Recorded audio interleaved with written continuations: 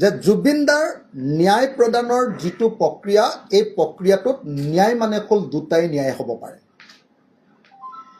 জুবিনদাৰ প্ৰতি ন্যায় মানে হ'ল ভাৰতৰ যিখন আগতে IPC আছিলে আজিকালি BNSS বুলি কয়, BNSSৰ 103 ধাৰাৰ অনুসৰি পানিছমেণ্ট অফ ডেথ বা ফাঁচিকাঠ বা লাইফ ইমপ্ৰিজনমেণ্ট যদিহে তেওঁ হত্যাকাণ্ড কৰা বুলি প্ৰমাণিত হয়। যদি হত্যাকাণ্ড নহয়, culpable homicide not amounting to murder, মানুহজন মাৰা নাই, হত্যা কৰি দিয়া নাই, কিন্তু হত্যাৰ কাৰণে মৃত্যুৰ কাৰণে ঠেলি দিলে, তেতিয়াহ'লে কি হ'ব? তেতিয়াহ'লে লাইফ ইমপ্ৰিজনমেণ্ট। তাৰমানে যিবিলাক আমাৰ অভিযুক্ত সেই অভিযুক্তবিলাকে হয় মৃত্যুদণ্ডৰ নিৰ্দেশ পাব লাগিব কোৰ্টৰ পৰা, নহ'লে লাইফ ইমপ্ৰিজনমেণ্ট। এই দুটাই হ'ব একমাত্ৰ আমাৰ জুবিন গাৰ্গৰ প্ৰতি ন্যায়। কিন্তু সেই ন্যায় পাবৰ কাৰণে তেওঁলোকে যিটো নিয়মৰ মাজেদি যাব লাগে, নিয়মকেইটা কি? BNSSৰ নিয়মকেইটা হ'ল 208, বিদেশৰ লগত কেনেকৈ কথা বাৰ্তা পাতিব লাগে, ভাৰতবৰ্ষৰ বাহিৰত কেনেকৈ কথা পাতিব লাগে, বিদেশত ঘটা ঘটনাটো কেনেকৈ কৰিব লাগে, তাৰ পূৰা 208 ছেকশ্যনত লিখি থোৱা আছে BNSS 208। তাৰপাছত কেনেকৈ চিঠি পঠিয়াব লাগে বিদেশলৈ, সেই কথাটো লিখা আছে BNSS 112, য'ত লিখি থোৱা আছে যে আমাৰ কম্পিটেণ্ট কোৰ্টেহে সেই চিঠিখন পঠিয়াব পাৰে। এতিয়া আমাৰ CID চিঠি পঠিয়াই আছে হোম ডিপাৰ্টমেণ্টলৈ, পঠিয়াব লাগিব এক্সটাৰ্নেল এফেয়াৰ্ছৰ জৰিয়তে। দুইটা প্ৰক্ৰিয়া হ'ল। তাৰপাছত যদি মানুহ আনিব লাগে, তাৰ পৰা মানুহ ধৰি আনিব লাগে, ছেকশ্যন 114 114 নম্বৰ ধাৰা অনুসৰি কোৰ্টৰ পৰা ৱাৰেণ্ট যাব লাগিব, কোৰ্টৰ ৱাৰেণ্ট।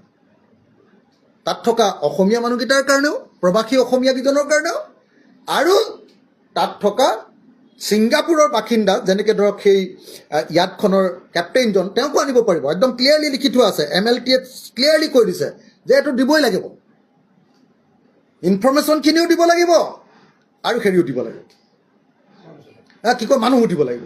MLT-ত পূৰা লিখি থোৱা আছে, দিবই লাগিব। আমাৰ ইয়াতো কিবা ঘটনা হ'লে তেওঁলোককো দিব লাগিব, আমি এইটো লিখি থোৱা আছে, দিবই লাগিব। তাৰ কাৰণে মই আকৌ ক'লোঁ, দুখন গুৰুত্বপূৰ্ণ নথি, এখন হ'ল দ্য এক্সট্ৰাডিশ্যন এক্ট 1962 বন্দী প্ৰত্যৰ্পণ, আৰু কোনখন MLAT mutual legal assistant treaty, এই দুখন কাৰ্যকৰী কৰিব লাগিব। এতিয়া মই আইনগত কথাকেইটা আপোনালোকক এইখিনিতে সামৰিলোঁ। এটা প্ৰেক্টিকেলি আমি যে কৈ আছোঁ যে জুবিনদাৰ এই গোচৰটোত প্ৰকৃত ন্যায় নাপায়, প্ৰকৃত ন্যায় নাপায়, কেতিয়াও নাপায়।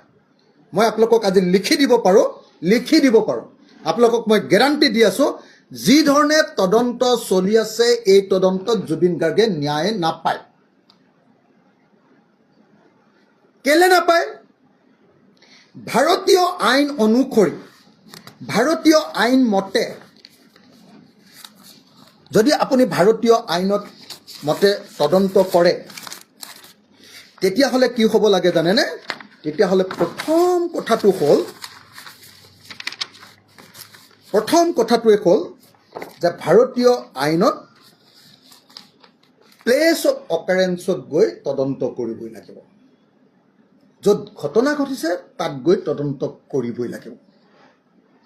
আমাৰ ভাৰতীয় আইনে ঘটনা ঘটাৰ ঠাইত তদন্ত নকৰাকৈ তদন্ত কৰাৰ কোনো ছিষ্টেম আমাৰ ভাৰতীয় আইনত নাই।